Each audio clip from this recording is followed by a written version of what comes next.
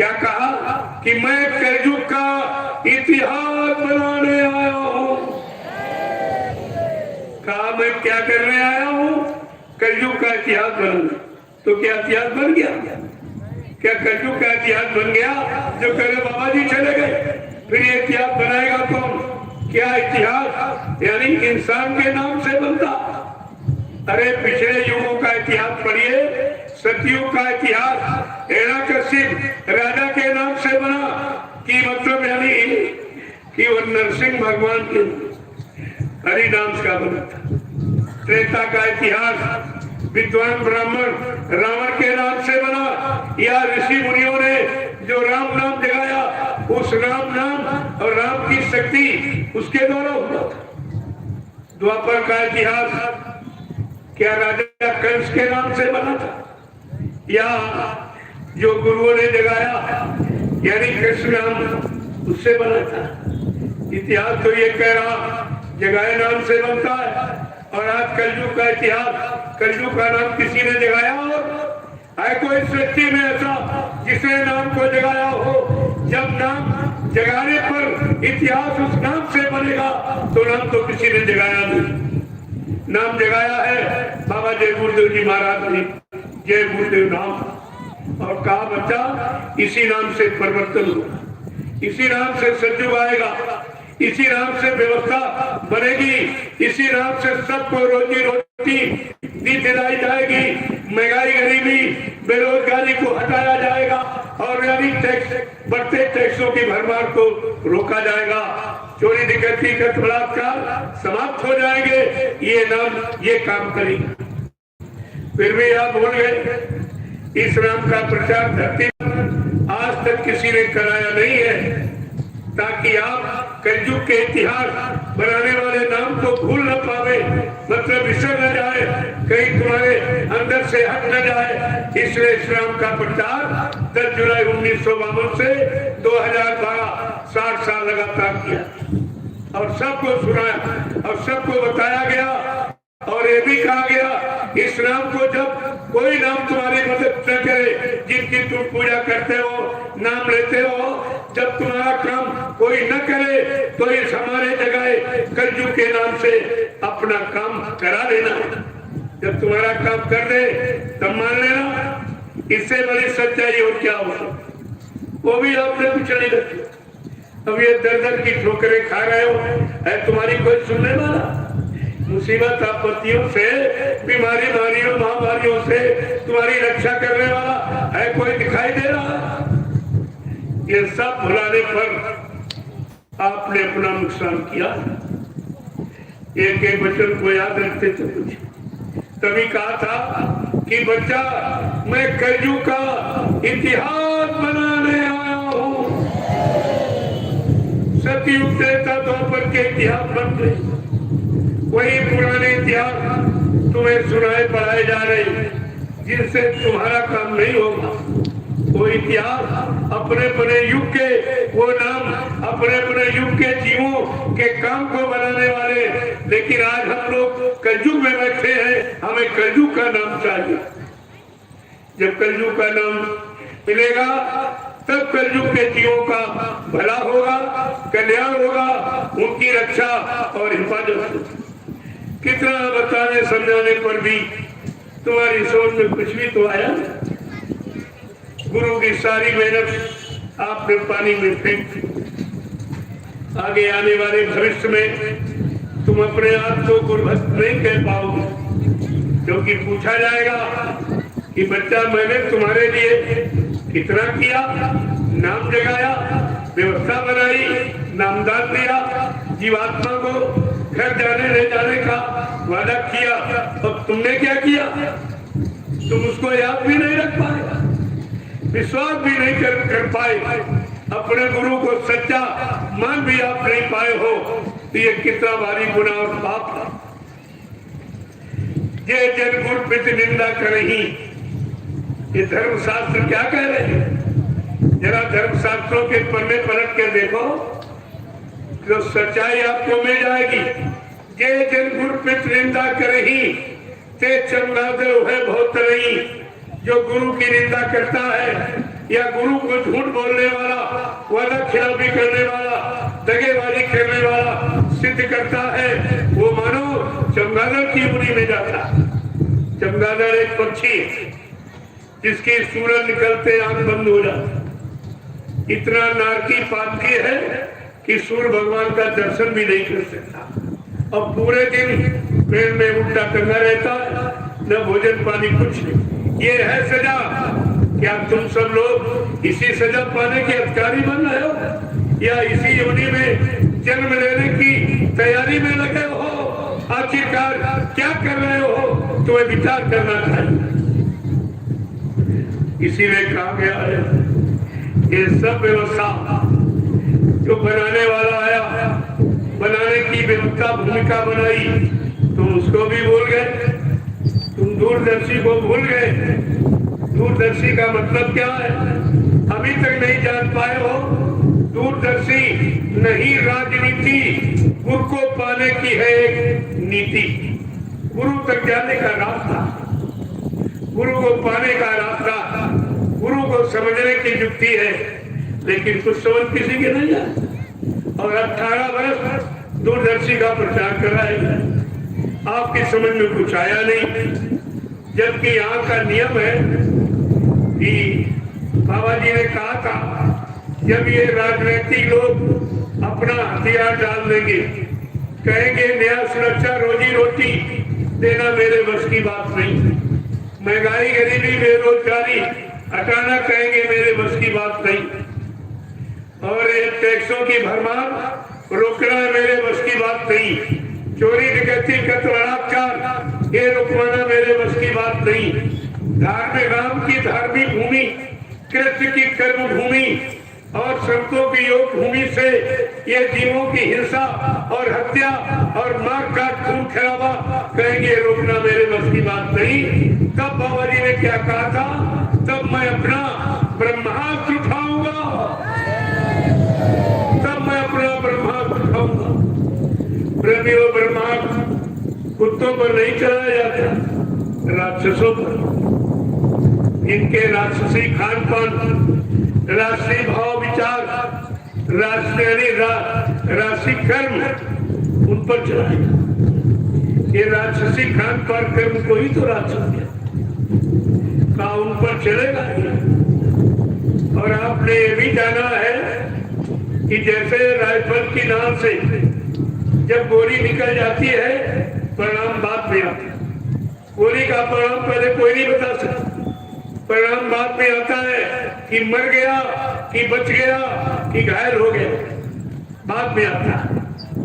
लेकिन सम्राट दाता दयालु बाबा जय गुरुदेव जी महाराज ने अपने ब्रह्मास्त्र का परिणाम पहले ही बता दिया।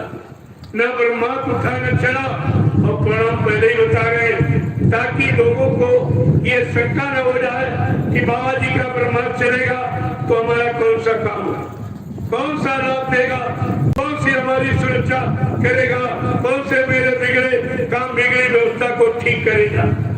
इसलिए बाबा जी ने पहले ही कह दिया कि दूरदर्शी आएगी, धरा पर शक्ति बुलाएगी, दूरदर्शी का ऐलान स्वर्ग बनेगा हिंदुस्तान, दूरदर्शी का पैगाम हर बच्चे को देगी काम, दूरदर्शी आएगी, माँ बहनों की लाज बचाएगी, दूरदर्शी का संकेत 100 मन बीघा देंगे खेत, दूरदर्शी का उद्देश्य विश्व गुरु हो भारत देश। ये है ब्रह्मास्त्र की महिमा। और आपने भी कुछ नहीं समझ पाया। इसने समाज देश की व्यवस्था ठीक करने की दूरदर्शी व्यवस्था का गठन किया। 90% खासकार भूम जो तक उनको सच्चा अपना मानवाधिकार दिलाने के लिए भूम जो तक खेतिहर खासकार संगठन की स्थापना की गई। 10, 11, 12 सितंबर 1987 को ग्राम देवलखा, तहसील केसरगंज, जिला बहराइच, उत्तर प्रदेश में आधारशिला रखी थी। वो भी भूल गए लोग, बहराइच के लोग भी भ्रमित हो गए। तुम्हारी यानी 90% खासकारों को उनका मानवीय अधिकार दिलाने के लिए ये मतलब यानी भूम जोतक खेतिहर काश्तकार संगठन की स्थापना बहराइच ऐसी पवित्र भूमि है जहाँ पर भूम जोतक खेतिहर काश्तकारों की सुकून शांति हुई। और वो भी भूल गए थे, वो उसी जिले के लोग भूल गए, वो भी सब बह गए, सब भ्रमित हो गए, किसी की समझ में कुछ नहीं आया। और ये भी कहा था कि भाई भूम जोत को अगर तुमने विश्वास के साथ अपना झंडा पकड़ लिया, क्योंकि तुम्हारा झंडा आज तक किसी ने बनाया नहीं है, क्योंकि झंडा अधिकार का प्रतीक होता। अगर भूम जोतकों का झंडा बना देंगे तो अपना अधिकार मांग लेंगे तो मेरा शासन मेरे हाथ से छीन जाएगा, इसका इनको डर था। इतनी सरकारें आई, आपने इतने चुनाव किए, सबने अपना अपना झंडा तुमको पकड़ाया और तुम्हारा झंडा किसी ने बनाया, वो बनाया बाबा जय गुरुदेव जी महाराज। भूम जोतक खेतिहर काश्तकार संगठन ये झंडा, और कहा था ऐ भूम जोत को जिस दिन विश्वास के साथ तुमने अपना ये झंडा पकड़ लिया, ये हिंदुस्तान में जितने काले नीले पीले हरे लाल झंडे लिए घूम रहे, ये अपने बड़े झंडों को फेंक कर अगर तुम्हारे भूम जोतक खेतिहर काश्तकार संगठन के झंडे के नीचे अगर ना जाए तो इस बाबा को बाबा मत कहना। ये कितनी बड़ी आवाज थी, इन भूम जोतकों ने कुछ नहीं ध्यान नहीं दिया। आज तुम मारे मारे घूम रहे हो, तुम्हारी कोई सुन रहा? सुनी उसकी जाती है, अधिकार उसको मिलता है जिसके हाथ में अपना झंडा हो। तुम्हारे हाथ में कोई झंडा नहीं। तुमको न तो इन पार्टी वालों ने अपना झंडा पकड़ाया और कहा मेरे झंडे के नीचे जिंदाबाद मुर्दाबाद चिल्लाओ मरीज बनकर, और तुम्हारा कोई झंडा नहीं, कोई अधिकार नहीं। क्या तुम अपने अधिकार को मांग सकते हो? मांगने का अधिकार तो झंडा है, वो तुम्हारे पास है नहीं। और बाबा जी ने इसीलिए भूम जोतकों को ये अपना झंडा पकड़ाया कि तुम अपना झंडा पकड़ लो।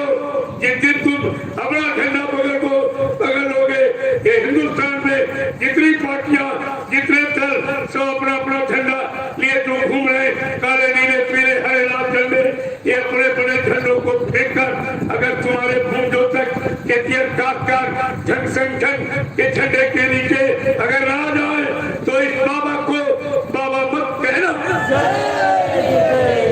ये बात तुम्हारी समझ में नहीं आई थी?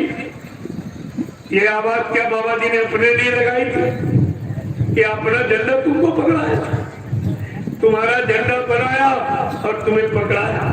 ऐसे नहीं, संगठन बना के उसकी आधारशिला रख करके तब ये वादा किया था। अगर तुमने गुरु के वादे को समझ लेते, अपना समय का भूम जोतक खेतिहर काश्तकार संगठन का झंडा अगर पकड़ लिया होता, आज तुम्हारे सामने ये सब नतमस्तक हो जाते। क्यों? रोटी तुम्हारी मुट्ठी में है, बिना रोटी के कोई जिंदा नहीं रह सकता। क्या ये बंगला, ये फ्लैट, ये मोटर कारें क्या रुपया पैसा खा लेंगे? रोटी तो सबको खानी पड़ी। रोटी का कारखाना हिंदुस्तान में कहीं नहीं है, रोटी का कारखाना काश्तकारों के खेत है।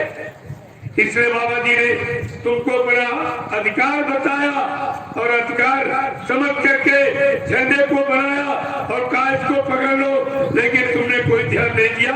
आज तुम्हारी बात पर कोई ध्यान नहीं दिया, तुमने महात्माओं की आज्ञा का उल्लंघन किया।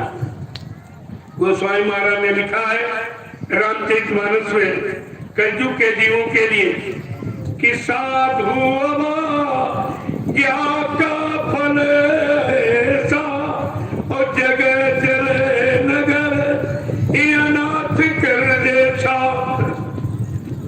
जिसने साधु संत महात्माओं की आज्ञा का उल्लंघन किया, चाहे वो देश हो चाहे कोई जातियां हो, वो जल करके राख हो। आप सब राख हो रहे भूम जोतक, इनकी कोई सुनने वाला नहीं, क्योंकि जब सुनाने वाला अधिकार दिलाने वाला जब खड़ा और तुमको खड़ा किया, तुमने उनकी बात नहीं मानी थी।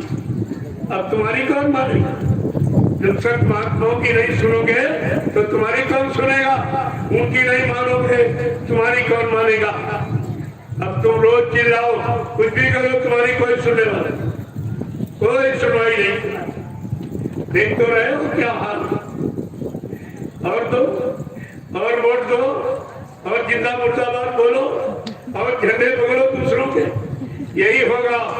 अभी क्या आगे और मुसीबत का पहाड़ टूटने वाला है, तब तुम क्या करोगे? तुमको पछता के, रो के, आंसू बहा के बाबा जयपुर जी महाराज के वचनों को याद करना ही पड़ेगा। उनकी व्यवस्था को समझना पड़ेगा। बिना उस व्यवस्था के समझे तुम्हारी कोई व्यवस्थित व्यवस्था न कर सकता है, न कोई दे सकता। इतना तो आपको समझना चाहिए। और ऐलान किया था, वो भी आप भूल गए हो। क्या कहा था कि उठो भूमि जोतक पकड़े ध्वजी कुकर्मी, उठो भूमि जोतक पकड़े ध्वजी कुकर्मी, सड़क छाप नेता ये रहने न पावे। उठो भूमि जोतक पकड़े ध्वजी कुकर्मी, सड़क छाप नेता ये रहने न पावे। सबके इनको दे दो निज ज्ञान द्वारा, सबके इनको दे दो निज ज्ञान द्वारा। बसेरा कभी फिर ये लेने न पावे। ये दिल्ली लखनऊ के घोंसलों में दोबारा कभी न जाने पावे। क्या कहा? सबके इनको दे दो निज ज्ञान द्वारा, बसेरा कभी फिर ये लेने न पावे। उठो भूमि जोतक पकड़े ध्वजी कुकर्मी, सड़क छाप नेता ये रहने न पावे। और देवियों महिलाओं से क्या कहा था बाबा जी? ऐ देवियों, तुमको एक ही काम करना है। क्या कहा? मंत्र तुम फूंक दो अपने पतियों के सिर में, मंत्र ये फूंक दो अपने पतियों के सिर में। किसी की भी रैली में जाने न पावे। मंत्र ये फूंक दो अपने पतियों के सिर में, किसी की भी रैली में जाने न पावे। सड़क छाप नेता ये रहने न पावे। उठो भूमि जोतक पकड़ ध्वजी कुकर्मी, सड़क छाप नेता ये रहने न पावे। कितने बड़ा गुण रास्ता, ये गुण रहस्य। तो किसी ने नहीं माना, किसी ने समझा सोचा कुछ नहीं। अब तो तुमको रोना ही रोना है। तुम्हारे किस्मत में हंसना नहीं लिखा है। हंसाने के लिए, हंसने का माहौल बनाने के लिए सम्राट दाता दयालु बाबा जयपुर जी महाराज ने आवाज लगाई और तुम्हारा संगठन बनाया, तुम्हारा झंडा पकड़ाया। तुमने उनकी एक भी बात नहीं मानी। अब तुम्हारी बात कोई सुनने वाला नहीं। तुम कितना रो, कितना चिल्लाओ, कितनी जाने गवा दो, लेकिन तुम्हारी कोई कीमत चुकाने वाला नहीं। जबकि तुम अन्नदाता हो। प्राण तुम्हारे मुट्ठी में, सब पे प्राण है। अन्न के बगैर कोई जीवित नहीं सकता। कलयुग में अन्न कोश में प्राण है, बगैर अन्न रोटी के कोई जिंदा नहीं रह सकता। रोटी कारखाना न प्रधानमंत्री घर में लगा लेना, वो है तुम्हारे खेत। तुम अन्नदाता हो। आज अन्नदाता को क्या बनाया गया है? मरीज, भिखारी। तुम मरीज बनकर, भिखारी बनकर के चिल्लाते रहोगे, तुम्हारी सुनने वाला कोई नहीं। क्योंकि तुमने बाबा जयपुर जी महाराज के आवाज को न तो आपने सुना, न आपने माना, न आप उस पर चले, न उसको अपनी भूमिका, अपनी व्यवस्था समझी आपने। तो रोना ही है, रोना पड़ेगा। जिसने नहीं माना वो रोया। हिरण्यकश्यप नहीं माना वो भी रोया, मारा गया। और रावण नहीं माना वो भी मारा गया। कंस नहीं माना वो भी मारा गया। तुम उतने बड़े धर्मवान बलवान बुद्धिमान भी नहीं। जब वो नहीं बचे, वो मारे गए, उनको उनकी हिफाजत रक्षा करने वाला कोई नहीं हुआ, तो तुम्हारी कौन करेगा? तुम्हारे पास तो कुछ है ही नहीं। इसलिए बच्चों को सुन लीजिए, हमें ज्यादा कुछ नहीं कहना है क्योंकि आध्यात्मिक सत्संग का आयोजन है, लेकिन इशारा तो जरूर करूंगा। इशारा करना हमारा कर्तव्य, क्योंकि मैं भी इसी भारत देश का नागरिक हूँ। नागरिक की हैसियत हर नागरिक को सही सच्चा रास्ता, सही अच्छी बात बताना अपना कर्तव्य है। मैं अपने कर्तव्य का पालन करता हूँ। जय गुरुदेव, जय गुरुदेव, जय गुरुदेव, जय गुरुदेव।